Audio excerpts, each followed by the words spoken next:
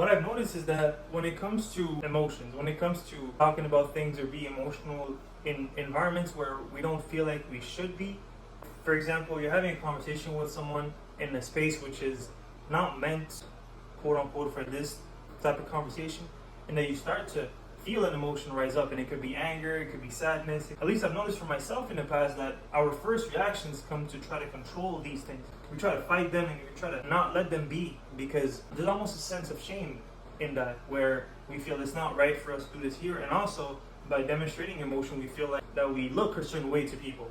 And the issue with that is that we develop a whole system where we fear pretty much everything which is real about us, because these things we don't control. We don't really control how we feel about this or that. We just feel this way about things.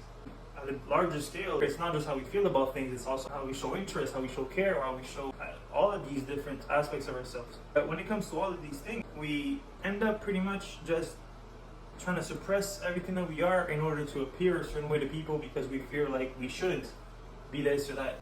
And a lot of times when I caught myself doing that, and I think that's how it starts, right? That you can create change, that you start to realize, okay, well, why am I doing this? Why I'm trying to do this because of this reason.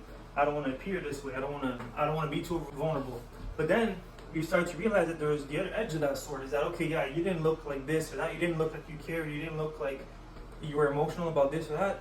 But then the other side of it is that, well, you never ran the chance to experience all of these things that you could have experienced if you would have allowed things to show and for yourself to be, right? And so I guess where I'm going with this is, what I've learned for myself is that it's important to allow more, let go of all this control and all of this image thing, because we all just end up, I at least always end up feeling selfish, where I gain nothing out of it, right? You save yourself from risk of the chance to be vulnerable to gain nothing, really. And so if you claim to want to live relationships which are meaningful, you claim to want to be part of friend groups which have value to you, well, value and meaningfulness are going to need for you to be vulnerable about what do you value and what is meaningful to you, and that does by allowing emotions to and your interests to show to people and to yourself. So yeah.